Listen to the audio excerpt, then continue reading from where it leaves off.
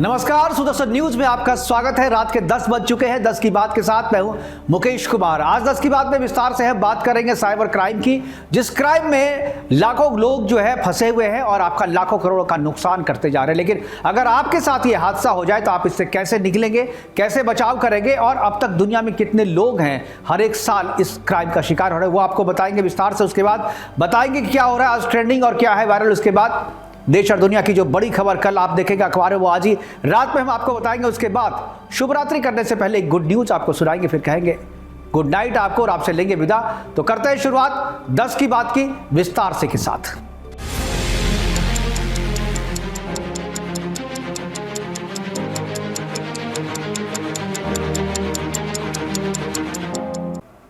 भारत दुनिया का सबसे बड़ा प्रगतिशील देश है जहां तकनीक का विस्तार अपने चरम पे है।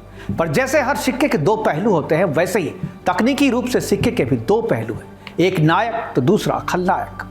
भारत में तकनीक का इस्तेमाल जितना देश की प्रगति के लिए होता है, तकनीक का उतना ही इस्तेमाल स्कैम कर लोगों को ठगने के लिए भी किया जा रहा है।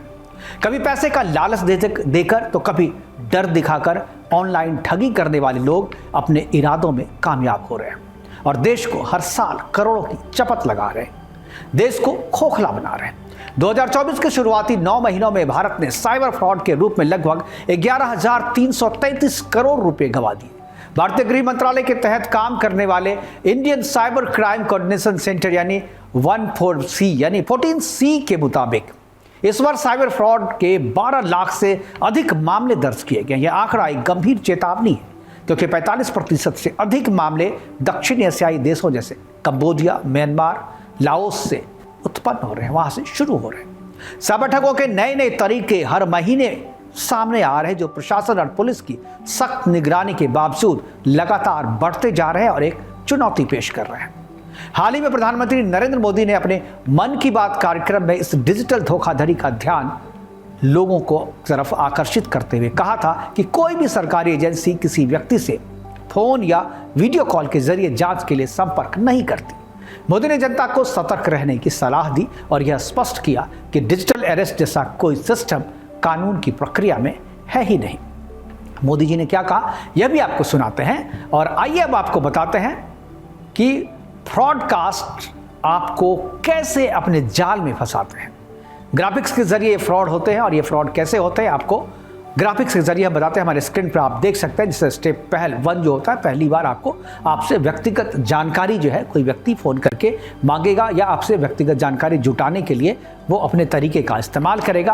आप में डर का माहौल बन जाता है जब कोई आपसे आपकी पर्सनल जानकारी लेकर के आपको बात करता है, आपके फैक्ट्स बताता है तो आप डर जाते हैं। उसके बाद उस समय जो है आप तत्काल जो है दबाव में आ जाते हैं। फिर उसके बाद वो साइबर फ्रॉड होता है वो अपना काम करना शुरू कर देता है।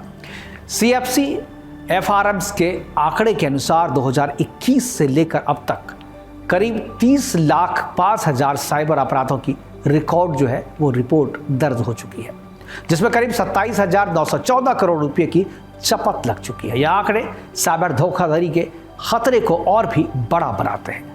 चोरी हुए पैसे को अक्सर चेक, केंद्रीय बैंक डिजिटल मुद्रा यानी CBDC, क्रिप्टो करेंसी और ATM मर्चेंट पेमेंट और ई-वॉलेट के जरिए जो है निकाल लिया जाता है और आपके अकाउंट को साफ कर दिया जाता है। स्कैम मामले में रकम जो है वो स्टॉक ट्रेडिंग से जो निकाली गई है वो 2,28,094 करोड़ है, यानी इतने मामले हुए हैं और इसमें इन मामलों में करीब 4,632 करोड़ जो है वो रकम निकाली गई है। इन्वेस्टमेंट में जो है उसमें रकम जो है 1,360,000 करोड़ है और इसमें इतने मामले हैं और जो रकम निकाली गई है वो है 3,216 करोड़। डिजिटल अरेस्ट के जो मामले आए हैं वो 63,482 जो है वो आए हैं और इसमें से 1,616 करोड़ यानी 1,616 करोड़ का जो है वो स्कैम हुआ है। इस साल 14C ने लगभग 4.5 लाख बैंक खातों को फ्रीज किया है, यानी जो कार्रवाई की है उस कार्रवाई के जरिए 4.5 लाख खातों को फ्रीज किया गया है जो साइबर अपराधियों द्वारा आमतौर पर कमाई को वैध बनाने के लिए इस्तेमाल किए जाते थे। इसके अलावा 14C ने टेलीकॉम मिनिस्ट्री के सहयोग से दक्षिण पूर्व एशिया से जुड़े 17,000 व्हाट्सएप खातों को ब्लॉक कर दिया जो साइबर अपराध या उनके अपराधियों के नेटवर्क को तोड़ने का प्रयास था। पर आंकड़ों में साफ नजर आता है कि साल दर साल साइबर फ्रॉड के मामले बढ़ते जा रहे हैं। अब ग्राफिक्स के जरिए आपको बताते हैं कि कैसे हर एक साल 2021 से 2023 तक मैं डाउनवर्ड्स दिखाऊंगा आपको। 2023 से 2023 में 11,31,221 मामले जो है हमारे सामने आए थे, जबकि 2022 में ये केवल 5,14,441 मामले थे। 2021 में यह केवल 1,35,242 मामले थे, यानी इसमें जो है करीब 10 गुना ज़्यादा जो है वृद्धि हुई है केवल 2 साल में। साइबर अपराध से लड़ने के लिए अब भारत की सरकार की ओर कड़े कदम उठाए जा रहे हैं। सरकार जो है काफ़ी गंभीर है इस मसले को रोकने के लिए इस अपराध के प्रति, और कड़े कदम भी उठा रही है, लेकिन फिर भी यह खतरा लगातार बढ़ता जा रहा है, या यूं कहें कि कंट्रोल आसानी से इस पर सरकार पा नहीं पा रही है। इस बढ़ते साइबर क्राइम की समस्या से निपटने के लिए नागरिकों को डिजिटल सुरक्षा के प्रति जागरूक रहना बेहद ज़रूरी है, और साथ ही एहतियात के तौर पे कुछ चीज़ें जो आप कर सकते हैं, जिसका प्रचार प्रधानमंत्री मोदी ने भी कहा कि कैसे आप सचेत रह करके जो है अपने आप को बचा सकते हैं।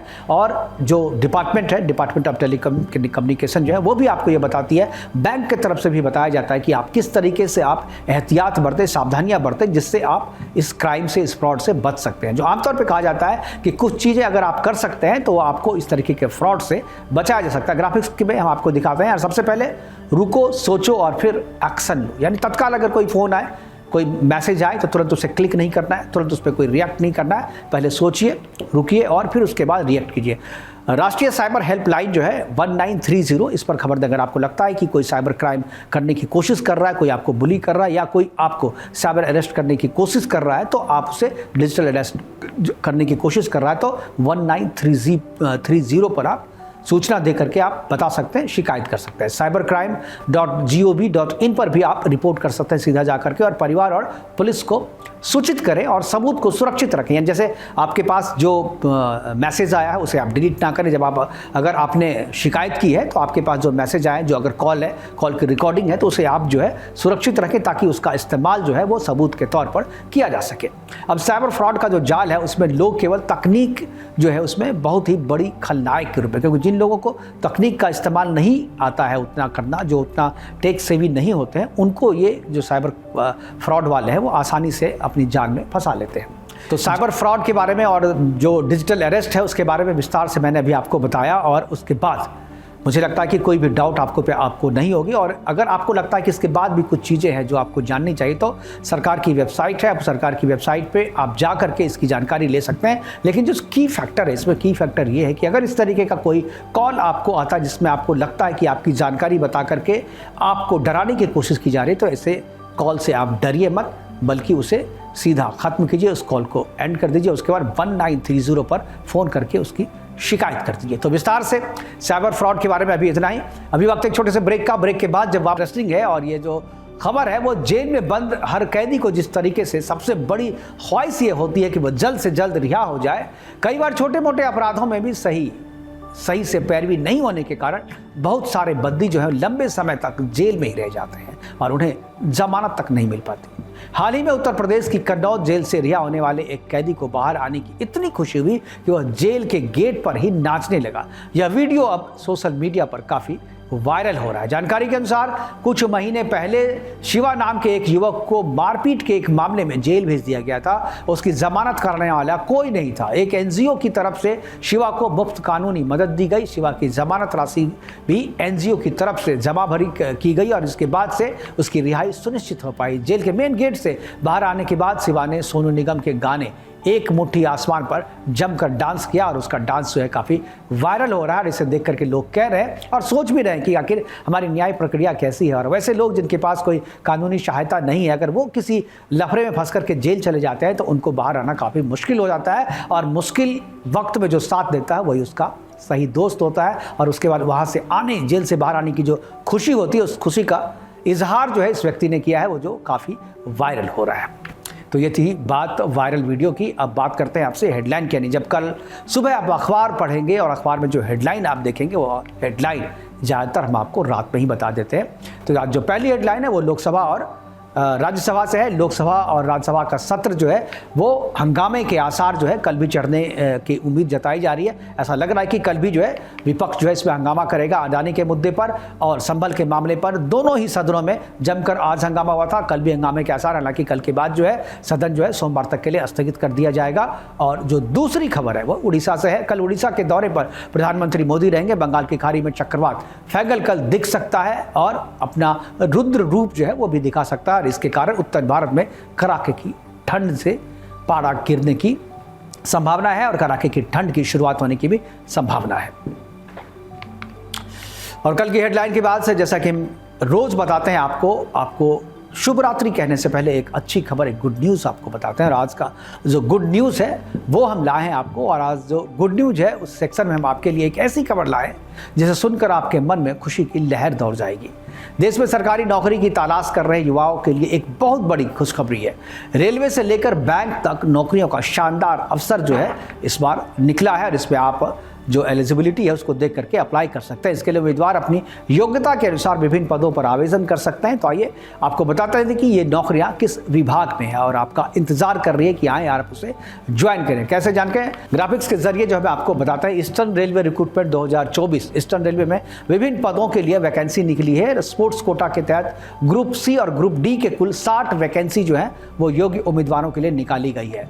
और rrrecruitment.co.in के माध्यम से आप आवेदन कर सकते हैं। आवेदन की अंतिम तारीख जो है वो 14 दिसंबर 2024 है। उम्मीदवारी की उम्र जो है वो 18 से 25 वर्ष के बीच होनी चाहिए। कर्नाटका बैंक रिक्रूटमेंट है, यहाँ से भी रिक्रूटमेंट निकली है। कर्नाटका बैंक लिमिटेड ने कस्टम सर्वेलेंस ओरिएंटेशन के लिए वैकेंसी ऑफर किया है। और यह बैंक की official website Karnataka bank csa.azure पर आप जा करके आवेदन कर सकते हैं। आवेदन की अंतिम तारीख जो है वो 30 नवंबर है। एफसीआई ने भी अपने रिक्रूटमेंट निकाला है। ये भी आपको हम गुड न्यूज़ में बता रहे हैं। एफसीआई यानी फूड कॉर्पोरेशन ऑफ इंडिया, भारतीय खाद्य निगम जिसको हिंदी में कहते हैं, वहाँ भी वैकेंसी निकली है। और एफसीआई में जनरल ड्यूटी मेडिकल ऑफिसर जो है उसके 6 पद जो है वो निकाले गए हैं। इसके लिए आप इसकी ऑफिशियल वेबसाइट पर fcivisit.in पर आवेदन जा करके कर सकते हैं। आवेदन करने की अंतिम तारीख जो है वो 15 दिसंबर 2024 है। यानी नौकरियों की आस में बेरोजगार लोग जो थे जिनको नौकरी चाहिए थी सरकारी, उसके लिए एक अच्छा अवसर है। और इस अवसर का आप और हम जो है लाभ उठा सकते हैं। तो वक्त है आपसे विदा लेने का। और जैसा कि हर रोज़ आपसे विदा लेने से पहले, सोने से पहले जो है वो जवानों का और उठने के बाद किसानों का हम धन्यवाद कहते हैं, क्योंकि इन्हीं के कारण जो है हम अपने घर में चैन की नींद जो है वो सो पाते हैं। तो अभी के लिए इतना ही, दीजिए इजाज़त। नमस्कार, शुभ रात्रि।